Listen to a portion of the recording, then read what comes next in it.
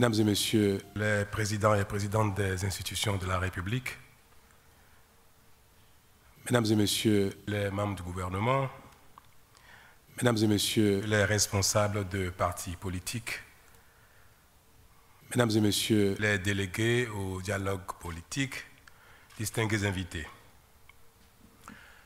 permettez-moi d'exprimer à chacun de vous, au nom de la République tout entière, ma satisfaction et ma reconnaissance pour votre présence qui témoigne de votre amour et de votre disponibilité pour notre pays.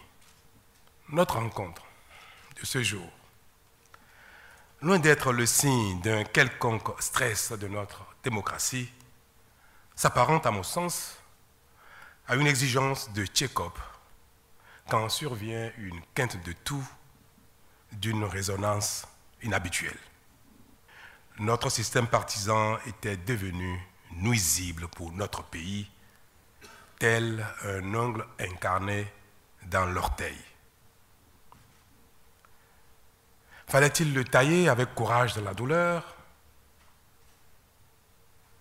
ou ne rien faire au préjudice du bien-être durable?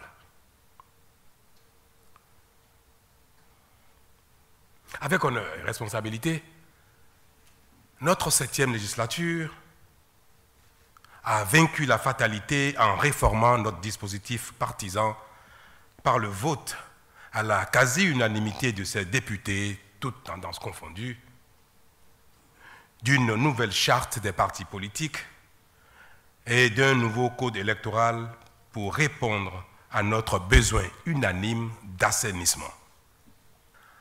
À la mise en œuvre de ces lois, mesdames et messieurs, nous nous sommes déchirés au point de compromettre notre cohésion.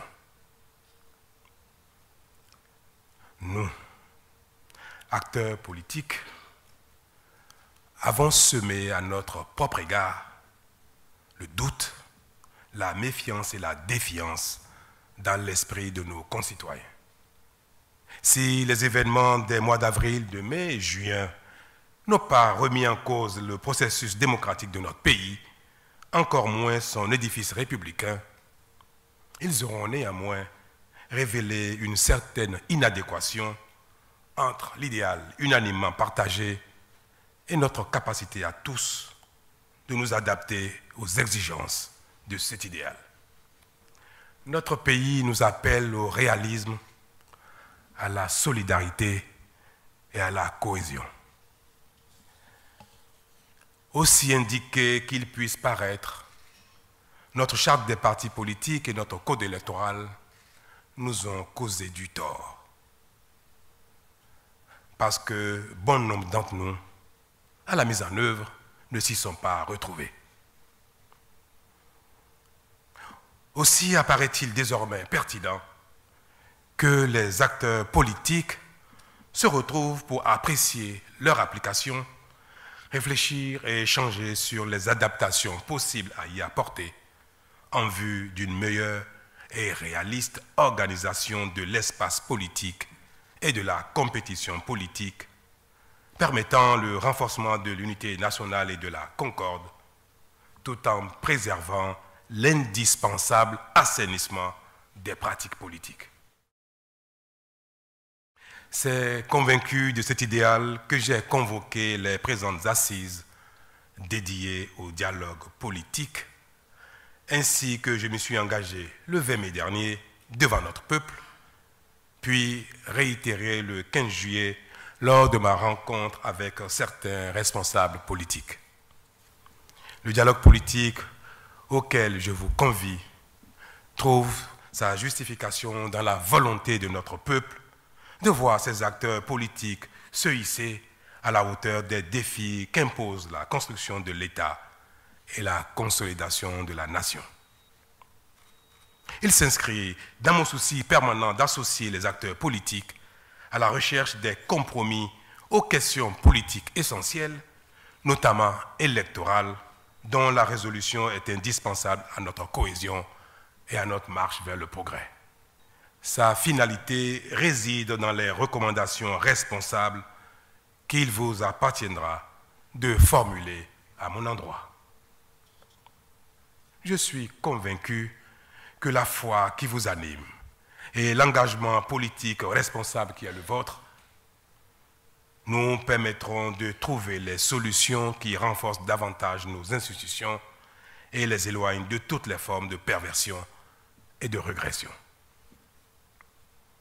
Nous savons tous, et il n'est pas superflu de le rappeler ici ce matin, que pour mettre fin aux pratiques qui retardent son développement et créer les conditions de la prospérité en vue d'offrir des meilleures conditions de vie à ses enfants, notre pays a besoin de réformes d'envergure telles que la réforme du système partisan. En effet, le système partisan, tel qu'institué, perçu et pratiqué depuis 1991, ne fournit pas toujours les moyens politiques de résilience aux défis institutionnels, économiques et sociopolitiques. Il peine surtout à mobiliser durablement un nombre suffisant dans des ensembles homogènes les ressources politiques qualitatives nécessaires à la performance de l'État dans la réalisation de ses missions essentielles. L'intérêt n'est-il pas élevé de reformer notre modèle pour l'adapter à nos besoins de bonne gouvernance à travers l'instauration de règles contraignant à la constitution de grands ensembles politiques sains, animateurs exclusifs de la compétition politique. Dans la vie d'une nation, de telles rencontres ne sont pas fréquentes, même si elles sont souhaitées. C'est pourquoi je félicite les délégués des différents partis politiques ici représentés pour leur désignation et les invite à saisir la présente occasion pour explorer toutes les pistes possibles d'amélioration de l'arsenal juridique régissant notre dispositif électoral et pour formuler des recommandations pertinentes pour y parvenir. À ce propos, je ne doute pas que le sens de devoir vis-à-vis de la République prévaudra lors des échanges et que sera préservé l'essentiel. L'impérieuse nécessité de réformer nos pratiques politiques et partisanes afin d'améliorer la gouvernance générale du pays. Ainsi, nous donnerons à notre peuple des raisons de continuer à croire en nous, acteurs politiques, car il aura compris, notre peuple, que les réformes difficiles, mais nécessaires, ne nous épargnent pas non plus.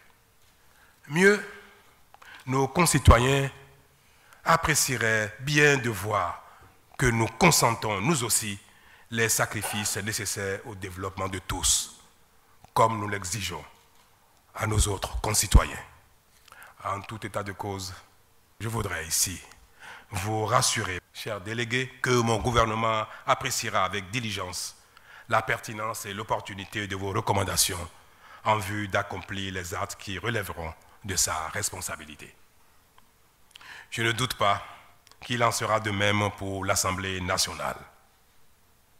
Je ne ménagerai aucun effort personnel à cet effet. Je voudrais, pour finir, vous remercier d'avoir accepté de vous investir dans cette mission de haute portée nationale pour garantir le bon déroulement de nos échanges, sinon de vos échanges dans le respect mutuel. J'ai chargé M. Dorothée Kossi-Sosa, dont l'expérience intellectuelle, politique et professionnelle est connue de tous, d'en assurer la conduite et la facilitation.